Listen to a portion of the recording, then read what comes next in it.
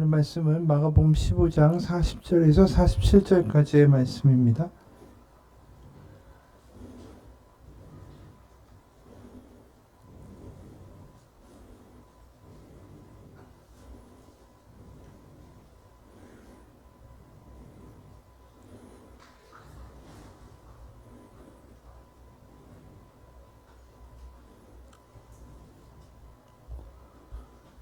마가복음 15장 40절에서 47절까지의 말씀 봉독합니다. 멀리서 바라보는 여자들도 있었는데 그 중에 막달라 마리아와 또 작은 야고보와 요새 어머니 마리아와 또 살로메가 있었으니 이들은 예수께서 갈릴리에 계실 때에 따르며 섬기던 자들이요 또 이 외에 예수와 함께 예루살렘에 올라온 여자들도 많이 있었더라. 이날은 준비일 곧 안식일 전날이므로 저물었을 때에 아리마대 사람 요셉이 와서 당돌이 빌라도에게 들어가 예수의 시체를 달라 하니 이 사람은 존경받는 공회원이요 하나님의 나라를 기다리는 자라. 빌라도는 예수께서 벌써 죽었을까 하고 이상히 여겨 백부장을 불러 죽은 지가 오래냐 묻고 백부장에게 알아본 후에 요셉에게 시체를 내주는지라. 요셉이 세마포를 사서 예수를 내려다가 그것으로 싸서 바위 속 판 무덤에 넣어두고 돌을 굴려 무덤 문에 놓음에 막달라 마리아와 요새 어머니 마리아가 예수 둔 곳을 보더라. 아멘. 예수님이 드디어 그 아침 새벽 6시부터 시작된 그 십자가 심판과 고난의 그 과정이 드디어 끝났습니다. 6시에 이제 심판을 받으시고 9시에 드디어 십자가에 못 박히시고 3시에 운명하셨죠. 보통은 그 유대인들의 하루는 전에도 얘기했지만 창세기에 나와 있는 것처럼 밤이 먼저 오고 그 다음에 낮이 따라옵니다. 그래서 하루의 시작이 보통 오후 5시 정도 되는 거예요. 일몰 시각. 바로 그때가 새 하루의 시작인 것이죠. 그러니까 이제 안식일이 다가오는 겁니다. 예수님이 이제 운명하셨죠. 안식일이 되면 안식일의 규정상 노동이나 여러 가지 행동이나 행위를 할 수가 없지요. 그래서 안식일 전에 모든 일을 마쳐야지 만약에 안식일 이전에 이 일이 맞춰지지 않으면 결국 안식일 그 하루 동안을 아무 일도 할 수가 없는 겁니다. 그러니까 예수님의 십자가에서 죽으셨을 때 빨리 내려서 이제 장례를 치러야 되는 거죠. 2시간여 정도밖에 남은 게 아니었습니다. 그러니까 이제 황급히 예수님을 이제 매장을 하려고 하는데 그때 그 십자가 주변에 있던 사람들이 누구인가? 그게 이제 40절부터 기록되어 있는 거예요. 거기에는 우리가 예상한 바대로 12제자의 이름은 하나도 없습니다. 뭐 유다 빼더라도 11제자의 이름이 아무도 없어요. 다 사라지거나 숨었거나 어디로 도망했기 때문이죠. 그래서 오늘 15장 40절에 보면 예수님의 죽음을 끝까지 목격하고 쫓았던 사람들의 이름이 등장합니다. 40절 보면 멀리서 바라보는 여자들도 있었는데 그 중에 막달라 마리아와 또 작은 야고보와 요새 어머니 마리아와 또 살로메가 있었으니 이들은 예수께서 갈릴리에 계실 때에 따르며 섬기던 자들이요 또 이외에 예수와 함께 온 예루살렘에 올라온 여자들도 많이 있었더라. 그러니까 이 여자들이 예루살렘에서 같이 예수님을 그때 처음 보고 따랐던 사람들이 아니라고 의미심장하게 기록해요. 심지어 어떻게 기록하냐면 갈릴리 계실 때 따랐다라고 얘기합니다. 갈릴리 호수에서 누가 제자가 됐습니까? 베드로가 된 거죠. 갈릴리에서 사역하실 때는 예수님의 그 사역의 시작부터라고도 볼 수가 있습니다. 그러니까 제자들 12명과 거의 같은 시기에 예수님을 따랐고 그리고 예루살렘에 있는 사람들이 아니니까 그 갈릴리나 지방 그 도시에서 사역하실 때 예수님을 믿고 따라온 여자들이 그 십자가를 바라보는 최후의 목격자들이었어요. 그러니까 한마디로 우리가 전혀 예상치 못한 사람들이 예수님의 십자가를 지키고 있다라는 거죠. 여태까지 우리가 복음서 마가복음을 읽다 보면 다 12제자, 남자들의 이야기가 주를 이뤘어요. 그들이 예수님의 가장 옆에 붙어 있었고, 특히 베드로, 야고보, 요한은 예수님의 변화산 사건에 같이 올라가기도 했고, 여러 치유 사역을 할 때 특별히 더 뽑혀서 같이 갔던 사람들이에요. 근데 다 실족을 하고 사라졌습니다. 심지어 베드로는 나는 모른다 라고, 저 사람 모른다라고까지 하게 되는 거죠. 그러니까 한마디로 보이지 않던 곳에 있었던, 그러니까 성경에서 보면 등장인물보다는 그 주변에 있던 사람, 그래서 나서지 않고 감추어졌던 이들이 갑자기 정면에 등장하는 일이 벌어진 거예요. 우리가 마태복음 20장 16절을 보게 되면 이런 말씀이 있어요.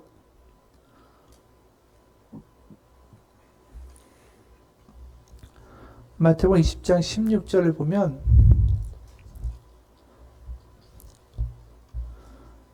이렇게 말씀합니다.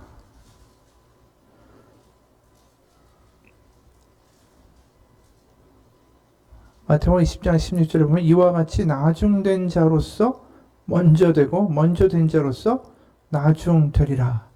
그러니까 앞선 자가 나중이 되고 뒤처진 자가 앞에 오게 된다는 거예요. 그러니까 실제로 앞서고 있던 자들이 누구죠? 남자 제자들 12명이에요.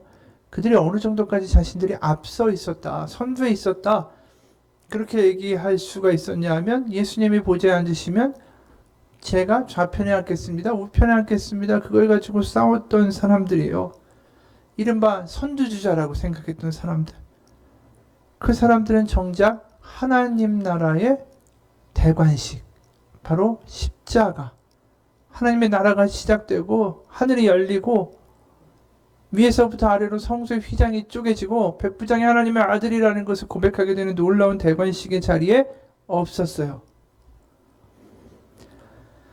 우리가 생각해도 지금 예를 들어 영국 같은 데서 왕의 대관식, 여왕의 대관식이 있게 되면 여러 나라의 정상들이 초청을 받고, 이른바 좀 나가는 사람들, 잘 나가는 사람들 웨스트민스터 대성당에 와가지고 그 대관식에 참여를 하죠. 다 공작이고 백작이고 남작이고 자귀도 있고, 그야말로 사회 지도층이었고 자기 혈통이나 자신의 가문이나 자신의 어떤 재산 같은 걸 가지고 좀 사회에서 자격이 있다고 하는 사람들이 그 자리에 참여할 수가 있어요. 이른바 별 볼 일 없는 사람들, 허름한 사람들, 그 사회에서 가장 구석탱이에 있는 사람들은 어떻게 그 대관식에 참여를 하겠습니까? 맹간한 사람은 가지도 못하죠. 근데 오늘 본문을 보게 되면 하나님 나라의 대관식에 참여한 건 앞서 있다는 12제자가 전혀 아니었어요. 바로 주변에 있었고 알려지지 않았고 이름도 기록되어 있지 않은 그 여인들이 바로 하나님 나라의 대관식에 참여하고 있다는 거죠. 그리고 우리가 마가복음을 보게 되면 이 12제자가 얼마나 자신들이 선두의식을 가지고 있었냐면, 자신들이 정말 그 우편 좌편에 앉을 만한 자격이 있다라고 생각하고 있었냐. 우리가 마가복음 우리가 9장을 본 적이 있는데 거기 보면 어떤 내용이 나오냐면, 요한이 와서 예수님한테 이야기해요. 우리를 따르지 않는 자가 주의 이름으로 귀신을 내쫓는 것을 보고 우리를 따르지 아니함으로 금하였습니다. 예수님이 금하지 말라. 내 이름을 의탁하여 능한 일을 행하고 즉시 나를 비방할 자가 없으니 우리를 반대하지 않는 자는 우리를 위하는 자니라 라고 말씀하세요. 제가 이제 빨리 얘기해서 얼핏 듣고 넘어갈 수 있는데, 이 요지는 뭐냐 하면, 우리를 따르지 않는 자가 예수님의 이름으로 귀신을 쫓고 있습니다. 그래서 우리를 따르지 않으니까 하지 말라고 얘기했습니다. 그 표현에 보면 우리라는 표현이 유난맞게 강조돼서 나와요. 그 사도 요한은 무슨 생각을 가졌냐면, 예수님과 자기들이 우리라는 거예요. 한마디로 하나의 그룹으로 묶는 거죠. 어떤 그룹이죠? 바로 유대 왕국을 회복할 그룹. 바로 로마를 물리치고 유대 왕국의 건설을 회복할, 바로 우리라는 테두리 안에 예수님을 묶어버린 겁니다. 그러니까 우리라는 사람들하고 저들이라는 사람이라는 이 구별과 배타성이 생긴 거예요. 한마디로 자신들은 자격이 있고 거기 헌신했고 그래서 그 왕국의 높은 자리에 한 자리를 할 수 있는 사람들이다 라는 것을 분명히 믿고 있었다라는 거예요. 그래서 12지파가 있었잖아요. 이스라엘 12지파가 있었고 자신들이 12제자니까 이제 이스라엘을 대표하는 12명의 제자들이다라는 거죠.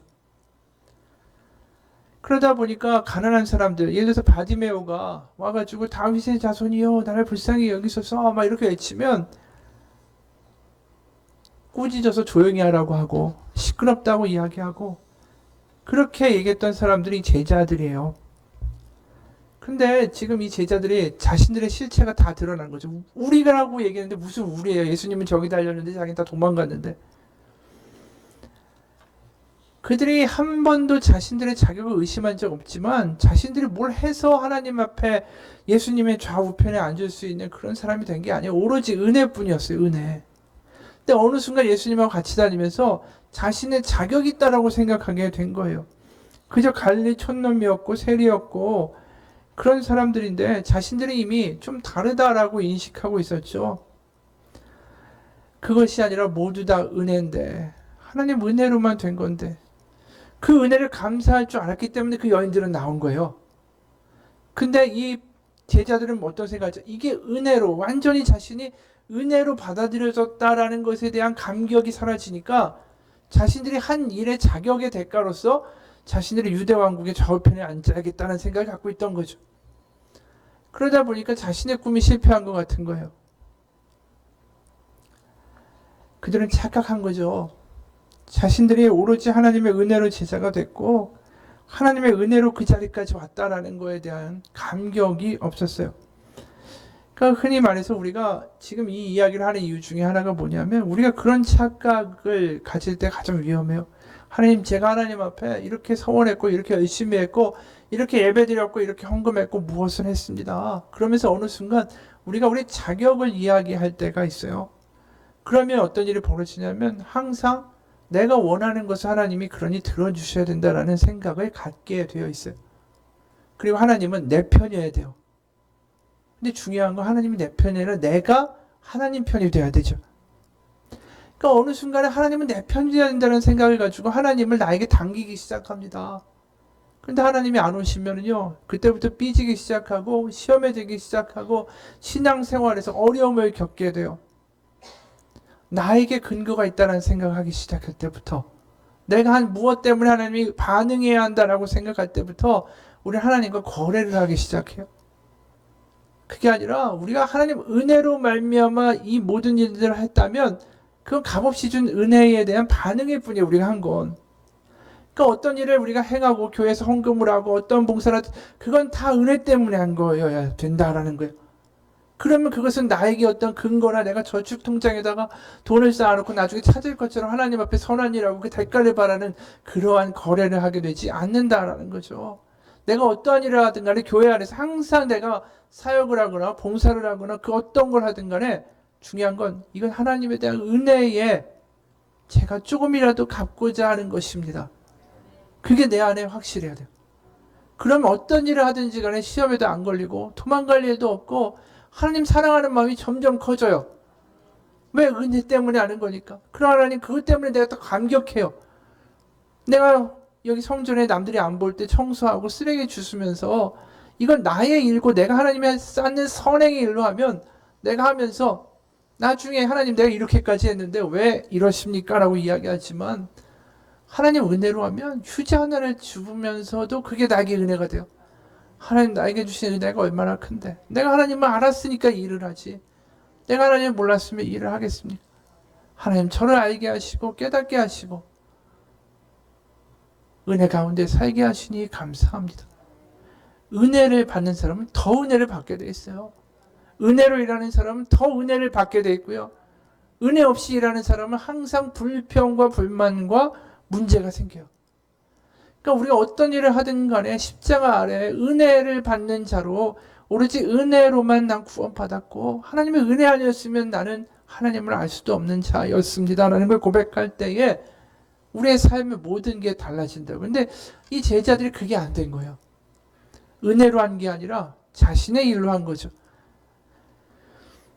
제자들이 착각을 했어요. 어떤 착각을 했냐면 코끼리하고 생쥐가 계곡에 다리를 건너고 있었대요. 생쥐는 코끼리의 등에 붙어서 다리를 건너갔어요. 다리는 몹시 흔들거렸죠. 당연히 그러지 않겠어요? 코끼리가 건너가는데 둘이 무사히 다리를 건넜어요. 그러자 생쥐가 코끼리의 귀에 대고 말했습니다. 아이고 우리가 함께 건너니까 다리가 정말 흔들거렸지. 그렇지? 여기 우리라는 표현을 쓰죠. 우리.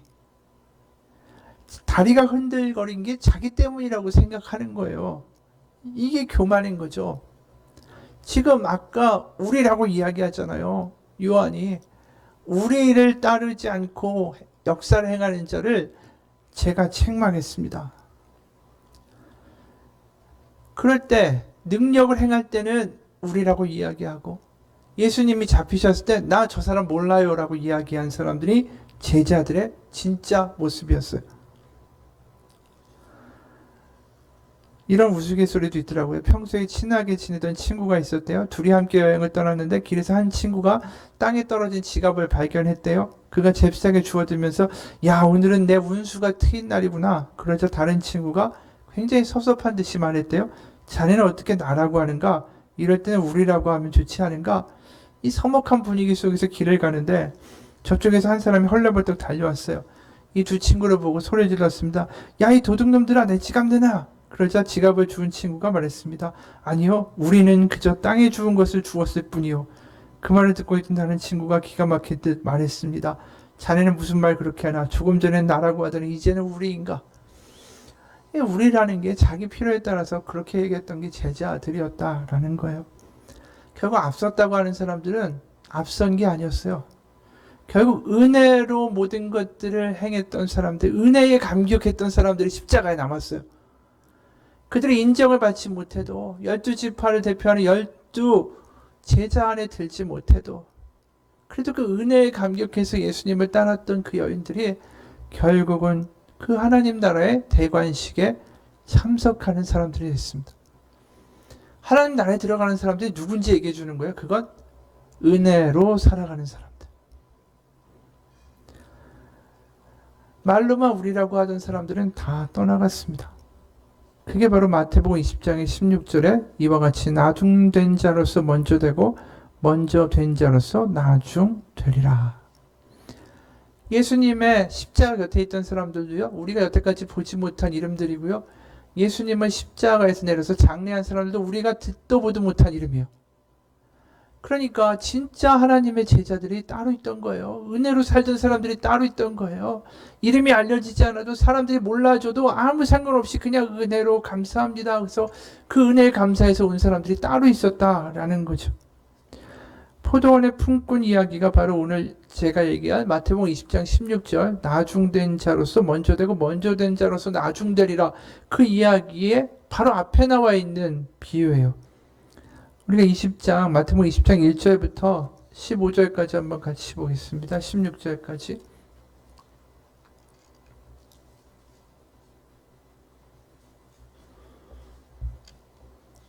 마태복음 20장 1절부터 16절입니다.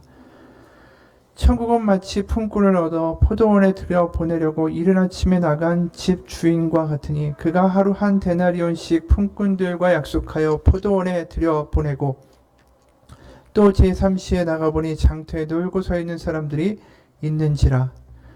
그들에게 이르되 너희도 포도원에 들어가라. 내가 너희에게 상당하게 주리라 하고 하니 그들이 가고 제6시와 제9시에 또 나가 이와 같이 하고 제11시에도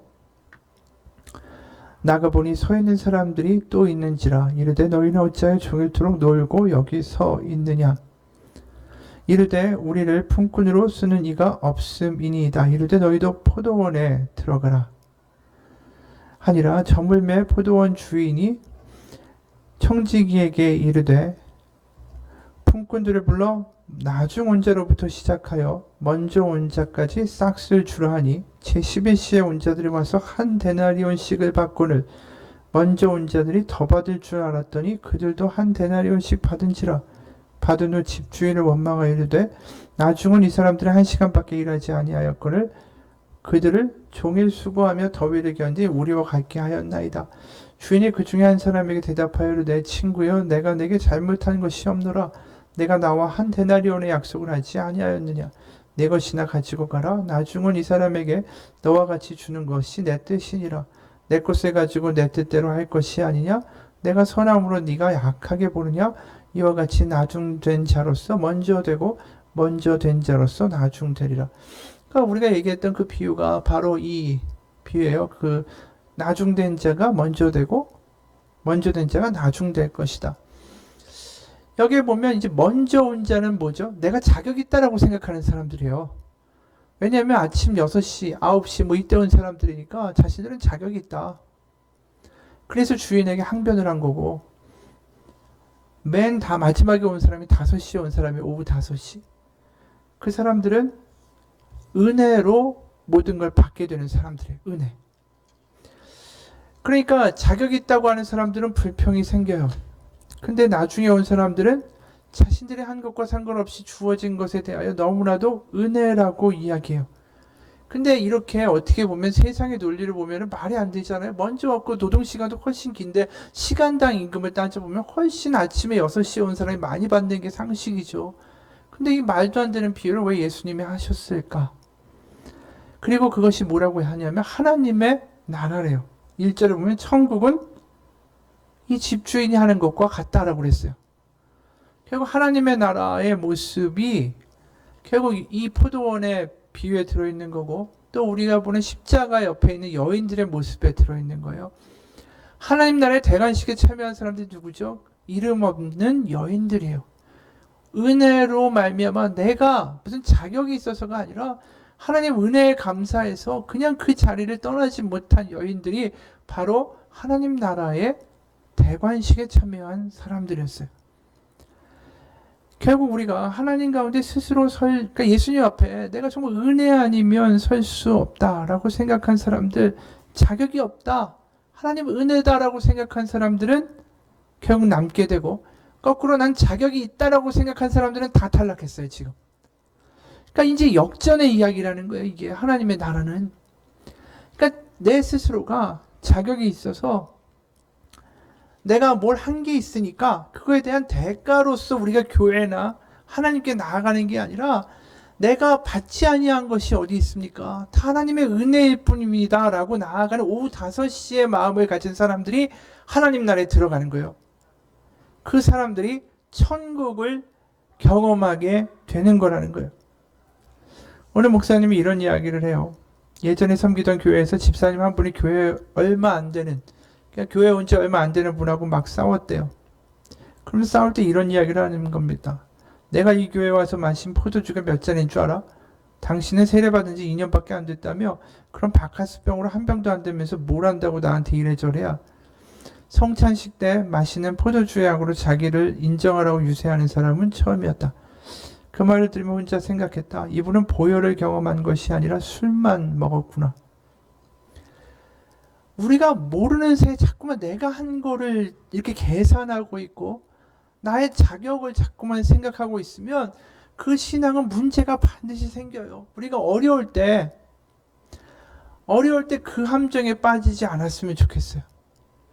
내 삶이 어려워요. 하나님, 내가 그동안 얼마나 기도했고요. 내가 얼마나 뭘 했고요. 내가 어떻게 했는데요.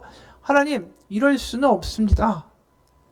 그게 아니라 여전히 나를 구원하신 것은 하나님의 은혜고, 지금도 하나님의 은혜가 멈추지 않고 있고, 하나님의 은혜가 결국 나를 이렇게 망하게 하지 않고 하나님의 뜻 가운데 회복시킬 날이 있을 것이라고 믿는 그런 사람들, 그게 은혜가 넘치는 거, 그게 기도예요.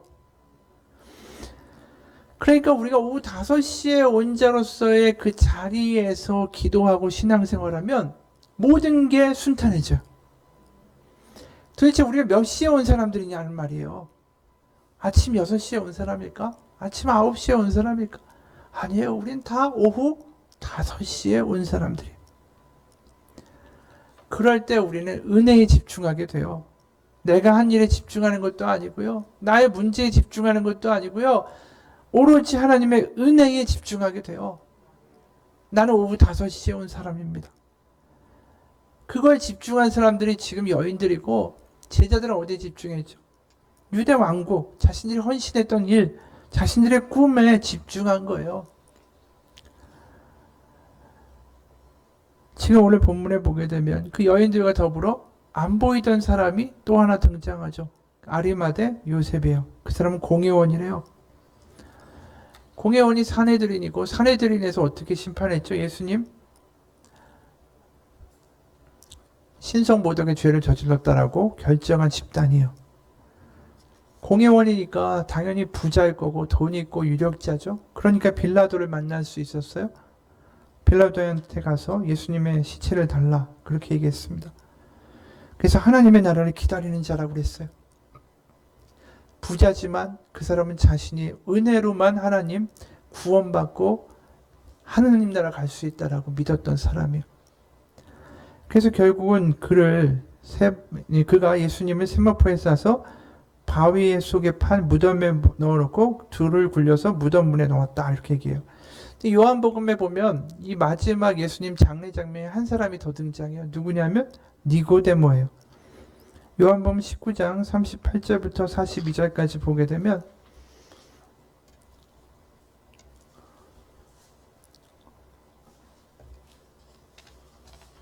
요한복음 19장 38절에서 42절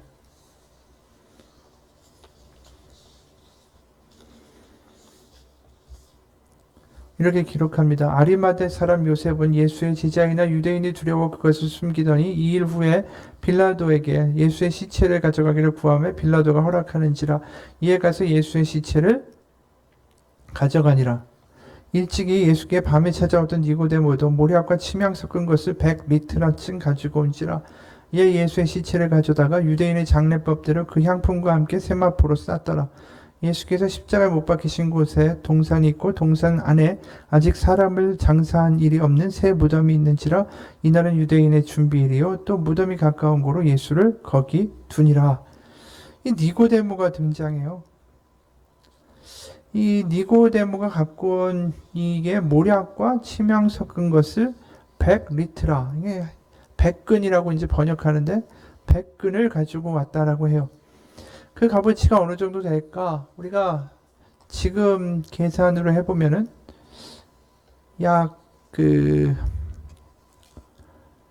150년어치의 노동자의 임금에 해당하는 양이래요. 그러니까 이게 어마어마한 양이에요. 그러니까 그야말로 황제에게만 해당할 정도의 엄청난 값어치의 그 모략과 침향 섞은 것을 예수님께 가져간 거예요. 그러니까 이 이야기만 봐도 사실은 니고데모가 완전히 예수님을 하나님의 아들이라고 인정한다라는 것을 우리가 볼 수 있죠. 근데 우리가 니고데모 하면은 유명한 게 요한복음 3장이에요. 요한복음 3장에 니고데모가 등장하죠. 밤에 몰래 옵니다. 다른 사람들한테 드러날까봐 사람들 눈치를 피해가지고 와요. 그래서 이렇게 얘기합니다. 요한복음 3장 2절에 보면 그가 밤에 예수께 와서 이르되 라삐여 우리는 당신은 하나님께로부터 오신 선생인 줄 아나이다. 하나님이 함께 하시지 아니하시면 당신이 행하시는 이 표적을 아무도 행할 수 없음이니이다. 예수께서 대답하여 이르시되 진실로 진실로 내게 이르노니 사람이 거듭나지 아니하면 하나님의 나라를 볼 수 없느니라. 니고데모가 이르되 사람이 늙으면 어떻게 날 수 있사옵나이까? 두 번째 모태에 들어갔다가 날 수 있사옵나이까? 예수께서 대답하시되 진실로 진실로 내게 이르노니 사람이 물과 성령으로 나지 아니하면 하나님 나라에 들어갈 수 없느니라. 육으로 난 것은 육이요 영으로 난 것은 영이니 내가 내게 거듭나야 하겠다 하는 말을 놀랍게 여기지 말라. 바람이 임의로 불면 네가 그 소리는 들어도 어디로 와서 어디로 가는지 알지 못하나니 성령으로 난 사람도 다 그러하니라. 니고데모가 대답하여 이르되 어찌 그런 일이 있을 수 있나이까?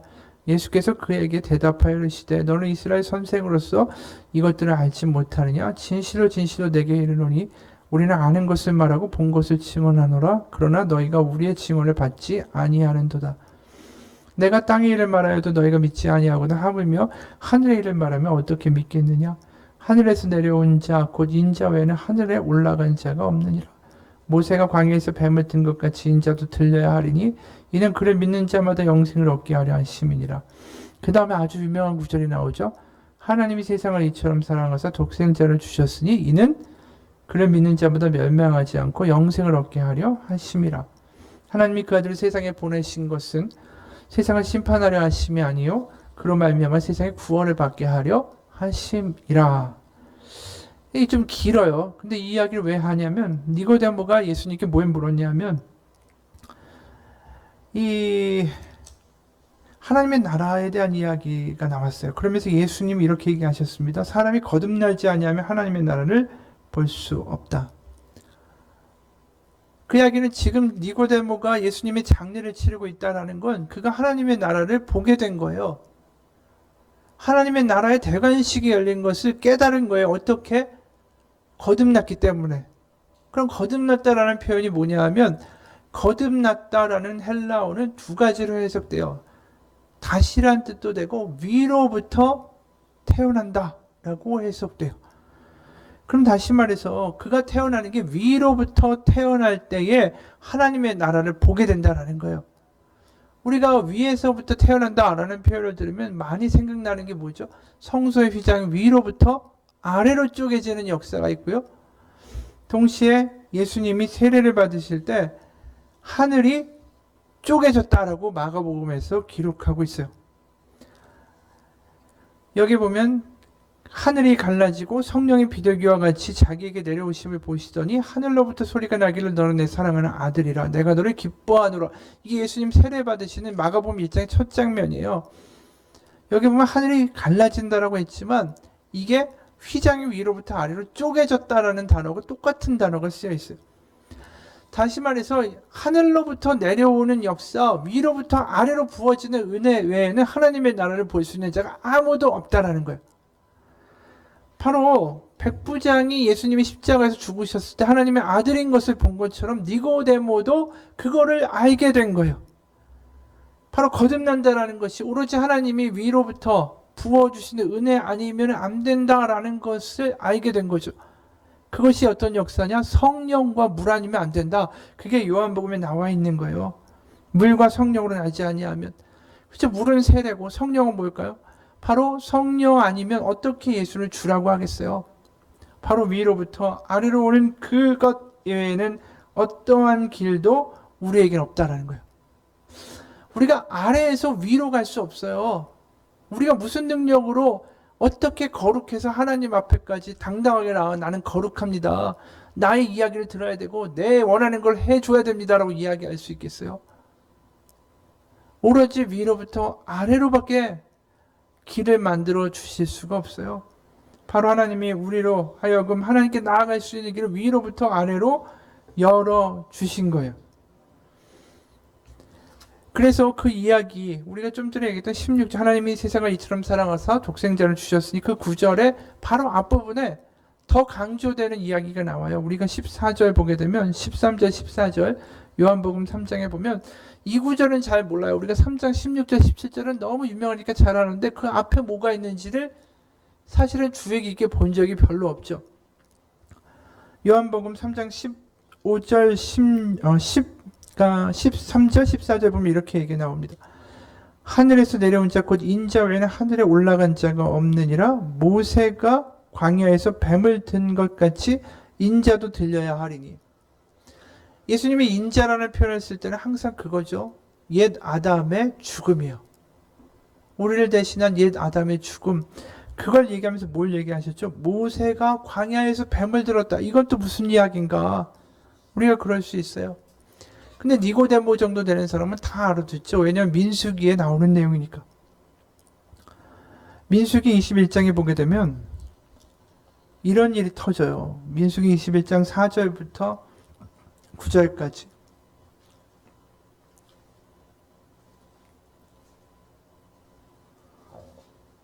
민수기 21장 4절에서 9절까지 보면 예수님이 무슨 이야기를 하셨는가? 이게 민수기의 이야기가 등장합니다. 백성이 호르산에서 출발하여 홍해 길을 따라 에돔 땅을 우회하려 하였다가 길로 말미암아 백성의 마음이 상하니라. 백성이 하나님과 모세를 향하여 원망하되 어찌하여 우리를 애굽에서 인도해내어 이 광야에서 죽게 하느냐.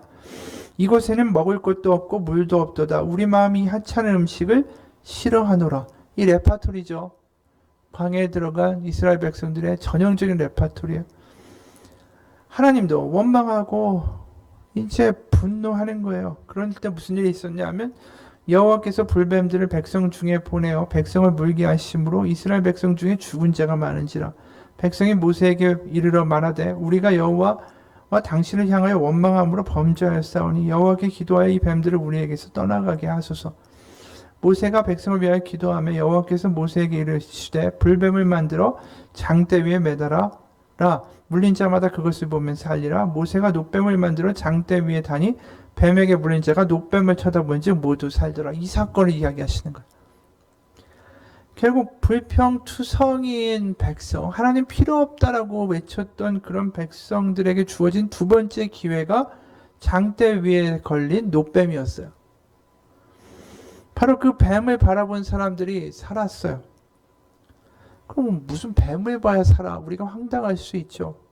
그러나 십자가도 마찬가지예요. 우리에게 주어진 십자가를 보면서 어떻게 십자가에 죽은 한 젊은 사람의 그 십자가를 보면서 어떻게 우리가 구원을 받나? 결국 십자가나 노뱀이나 결국은 거기에는 죽음과 심판이라는 것이 매달려 있어요. 바로 예수님이 그 십자가에서 죽음을 대신 당하시고 우리를 자유케 하신 거죠. 결국 죄인들이 매달려 죽게 되는 저 저주의 십자가를 보는 사람은 살게 될 거라고 하신 거예요. 결국은. 그렇죠? 저 노뱀을 보는 사람이 살게 될 거고 저 십자가를 보게 되면 살리라. 결국 핵심은 뭐냐면 보게 되면 살 거다라는 거예요. 결국 모세가 노뱀을 높이 단 것처럼 인자가 달릴 거다. 그게 십자가를 이야기하신 거예요. 결국 니고데모가 그 모든 게 다 맞춰진 거예요. 퍼즐이. 위로부터 태어나야 거듭난 거고 성령과 물 아니면 거듭날 수 없다라고 하셨고 하나님의 나라를 보게 될 것이고 그걸 위하여 모세가 노뱀을 단 것 같이 인자가 달려야 될 거라고 얘기하셨고 그러면 성소의 휘장이 위로부터 아래로 쪼개지는 역사가 생기고 그 모든 걸 니고데모가 보고 알게 된 거죠. 하나님의 아들이시구나. 하나님의 나라가 드디어 저 십자가 가운데 이루어졌구나. 바로 예수님이 그렇게 죽으심으로 우리 가운데에 하나님의 나라가 보여지게 된 거예요. 은혜라는 거죠, 은혜. 위에서 오로지 다 만들어주신 거예요. 하나님이 다 하셨고요. 제자들을 아무것도 한 게 없어요. 오히려 엉뚱한 짓만 했지 그들이 한 건 하나도 없어요. 영적인 탄생이 그렇게 이루어진 거예요. 우리가 이 세상에 태어날 때 내 노력으로 태어났나요? 아니에요. 누군가의 노력, 바로 엄마의 노력으로 태어나죠. 영적인 것도 우리의 힘으로 태어난 게 아니에요. 하나님이 아파하심으로 우리를 낳으신 거예요. 바로 내가 흘리는 피가 아니라 그분의 피로 우리가 구원받았어요. 바로 하나님의 은혜로 말미암아 우리가 5시에 온 사람이라는 그 말이 어떤 말인지 와닿기 시작할 때 오로지 하나님의 은혜로만 된 것입니다. 그것을 고백하는 사람들에게 진짜 길이 보여요. 다시 회복될 길, 살아나갈 길, 소망의 길, 그 사람들한테만 보인다고요. 눈이 열린 사람들한테만 보이는 거예요. 우린 다 5시에 온 사람으로 바로 하나님의 나라와 하나님의 그 모든 것들이 하나님의 은혜로 주어졌으니 우리가 다시 십자가 앞에 나아가서 땅을 보는 게 아니라 아까 뭐라고 했습니까? 보면 살리라. 고개를 들어 십자가를 봐야 돼요. 십자가를 보면 그곳에 길이 있습니다. 우리가 어떻게 땅이 무너져도 솟아날 구멍이 있다고 하지만 그게 어디 있겠어요. 하늘로부터 이루어진 길, 그 길이 십자가에 있는 거예요. 부활이 있고요. 역전이 있어요. 우리가 십자가를 바라보고 거기에 복음을 믿을 때 그 복음이 현실을 압도하기 시작해요. 우리가 세상 가운데 힘들어지는 건 자꾸만 힘드니까 땅만 바라보고 살고요. 불평하게 살고요. 은혜를 잃어버리고 살아요. 십자가를 바라볼 때 그곳에 예수님의 십자가와 부활과 역전의 이야기와 하나님의 말씀이 바로 우리의 현실을 압도하기 시작해요. 그게 우리가 살 길이에요. 어느 분이 이런 간증을 했어요. 어느 날이었습니다. 기가 막힌 수렁에 빠진 것처럼 어려운 일들이 한꺼번에 다가왔습니다. 숨이 쉬어지지 않을 정도의 압박감과 외로움과 짓눌려 버리는 것 같은 괴로움. 주님하고 기도하며 상황이 아닌 주님 바라봐야 하고 애쓰지만 상황의 폭풍은 더 거세지고 주님보다 제 뺨을 세차게 때리는 폭풍이, 이런 상황이 이게 실제라고 느껴집니다. 어느 누구도 도와주지 못하고 주님도 침묵하시는 것 같습니다. 기도 시간에 모두가 힘차게 일어나 부르짖으며 기도하지만 맨 뒤에 앉아있던 저는 그냥 앉아서 그렇게 엎드려 버렸습니다. 팔로 머리를 감싸고 엎드린 작은 공간 안에 다윗처럼 그저 주님께 내 마음을 쏟아내어야 되겠다고 생각합니다. 주님 서운합니다. 안 그러려고 하는데 자꾸 주님께 서운한 마음이 듭니다. 저를 돌보시지 않는 것 같아요. 주님, 저를 잊으신 것 같아요. 그러면서 생각합니다. 주님은 아무 말씀 안 하실 거야. 그러나 그때 즉각 결코 아니다라는 주님의 마음이 들립니다. 그리고 이 말씀을 주셨습니다. 오직 시온이 이르기를 여호와께서 나를 버리시며 주께서 나를 잊으셨다 하였거니와 여인이 어찌 그 젖먹는 자식을 잊겠으며 자기 태에서 난 아들을 긍휼히 여기지 않겠느냐. 그들은 혹시 잊을지라도 나는 너를 잊지 아니할 것이라. 내가 너를 내 손바닥에 새겼고 너의 성벽이 항상 내 앞에 있나니. 이사야 49장 14절에서 16절 말씀입니다. 너는 내가 너를 잊었다고 생각하지만 나는 너의 이름을 내 손바닥에 새겼어라고 크게 외치시는 주님의 말씀에 나는 그만 펑펑 울고 말았습니다. 그래, 네가 마음 아파하는 바로 그 모습이 항상 내 눈앞에 아른거리고 있단다라는 주님의 마음에 엉엉 울고 맙니다. 그리고 나서 얼마 지나지 않아 이영규 선교사님의 글을 보게 됐습니다. 그 글에 이렇게 적혀 있었습니다. 내 기도를 듣지 않으시고 내가 버려진 것처럼 느낄지라도 여전히 그분을 신뢰할 수 있겠습니까? 여러분, 나의 소원에 초점을 맞추지 말고 하느님 그분에게 초점을 맞추세요. 그분을 소유하고 그분을 누리는 것이 목표가 될 때 자유해집니다. 여러분의 소망이 아니라 하나님을 바라보십시오. 그분을 소유하고 그분을 누리는 것이 목표가 될 때 자유해집니다. 그분을 신뢰하십시오. 주님은 신뢰할 만한 분입니다. 천천히 이 글을 읽으면서 기도했습니다. 그렇습니다. 주님, 제게 믿음이 없습니다. 언제나 주님을 신뢰하게 하여 주옵소서. 시험에 빠지지 않게 계속 기도하는 마음을 부어 주시옵소서. 어떤 상황에도 주님을 바라보는 믿음을 부어 주시옵소서. 다윗이 기가 막힌 웅덩이와 같은 광야를 버틸 수 있었던 이유는 생각해보면 강해서가 아니라 주님 때문이었음을 깨닫습니다.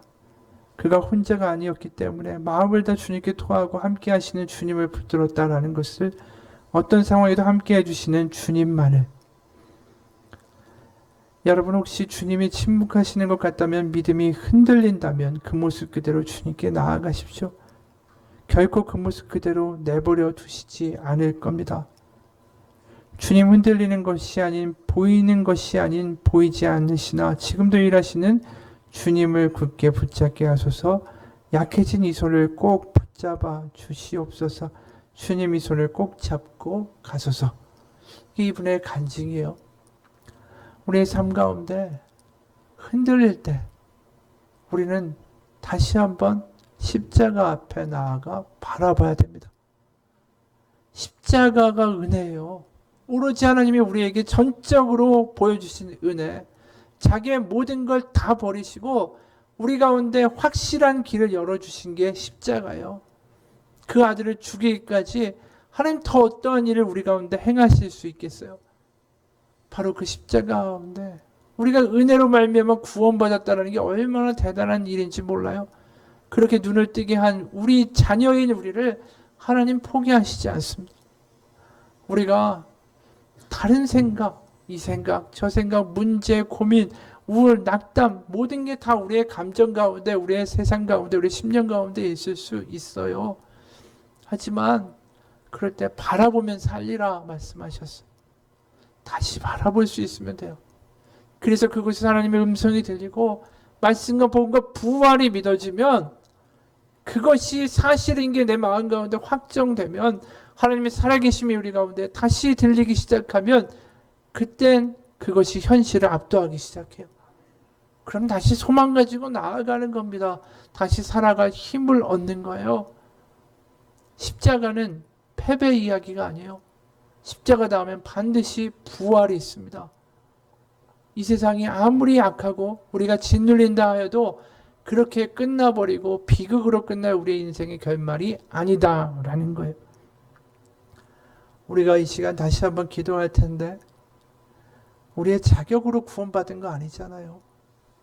심지어 12제자들 십자가 앞에서 다 도망갔지만 예수님 다시 찾아가셔서 그들을 회복시키셨어요.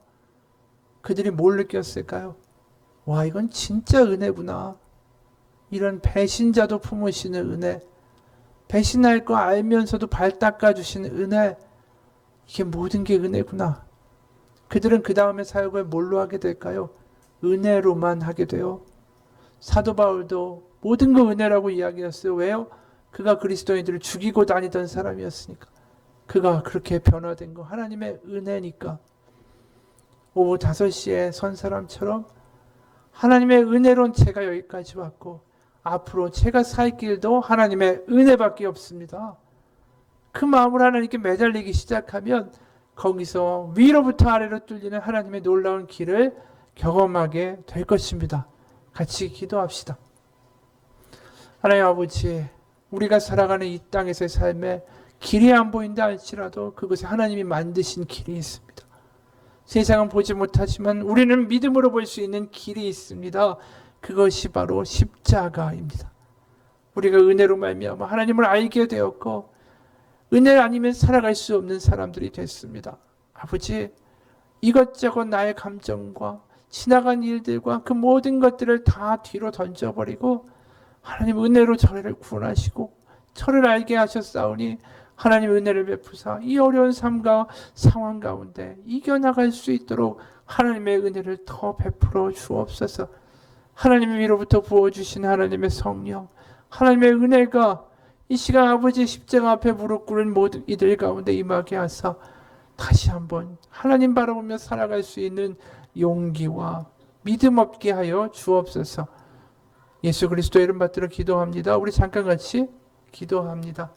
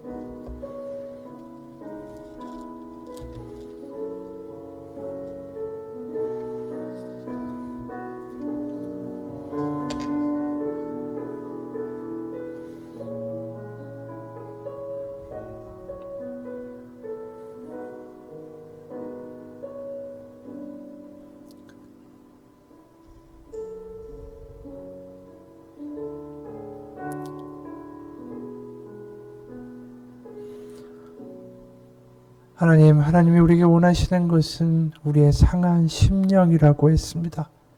하나님, 이 시간 저희를 불쌍히 여겨 주옵소서. 하나님의 살아계심을 잊고 살았고 어느 순간 불평과 낙담 가운데 빠져버린 우리의 못난 모습들을 십자가 앞에 다 고백합니다. 십자가 앞에 도망갔던 12제자도 다시 회복시키시는 하나님의 사랑과 은혜를 이 시간 갈망하오니 하나님, 우리를 불쌍히 여겨 주옵소서. 하나님의 은혜만 구합니다. 우리는 은혜로 시작했고 은혜 없이는 살 수 없는 사람들입니다. 아버지의 은혜 없이는 살 수 없습니다. 아버지의 은혜 없이는 이 어려움도 헤쳐나갈 수 없습니다. 아버지의 은혜 아니면 우리는 승리할 수 없습니다. 하나님의 은혜 아니면 다시 소망할 수 없습니다. 하나님, 이 시간 아버지 앞에 그 고백을 가지고 나아가는 모든 영혼들 가운데 하나님의 살아계심과 하나님의 부활의 영 성령님 함께 하셔서 위로하시고 소생케 하시고 다시 한번 세상이 아니라 십자가를 바라보며 살게 되는 역사를 행하여 주옵소서. 살아계신 우리 주 예수 그리스도의 이름 받들어 기도합니다. 아멘. 우리 찬양 같이 해볼까요? 오늘은 하나님의 사랑을, 우리 처음 했던 찬양, 이 찬양의 가사가 그냥 가사가 아니라 우리에게 믿음으로, 우리에게 현실로 그렇게 고백되기 소원합니다.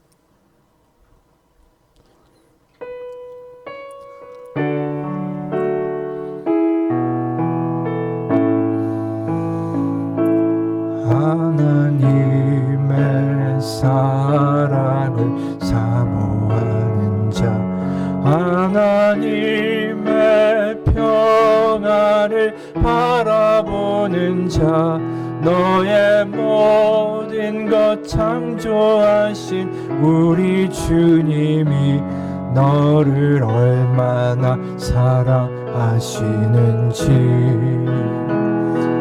하나님께 찬양과 경배하는 자, 하나님의 선하심을 닮아가는 자, 너의 모든 것 창조하신 우리 주님이 너를 자녀 삼으셨네. 하나님 사랑의 은혜로 너를 어느 때나 바라보시고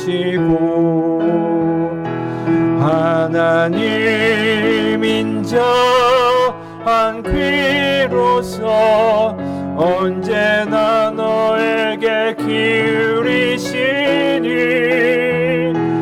어두움에 밝은 빛을 비춰주시고 너의 작은 신음에도 응답하시니 너는 어느 곳에 있든지 주를 향하고 주만 바라볼지라. 하나님 사랑의 은혜로 너를 어느 때나 바라보시고 하나님 인자한 귀로서 언제나 너에게 기울이시니 어둠에 밝은 빛을 비춰주시고 너의 작은 신음에도 응답하시니 너는 어느 곳에 있든지 주를 향하고 주만 우리 하나님 사랑의 눈으로 하나님 사랑의 눈으로 너를 어느 때나 바라보시고 하나님 인자한 귀로서 언제나 너에게 기울이 이시니 어두움에 밝은 빛을 비춰주시고 나의 작은 신음에도 응답하시니 너는 어느 곳에 있든지 주를 향하고 주만 바라볼지라 주만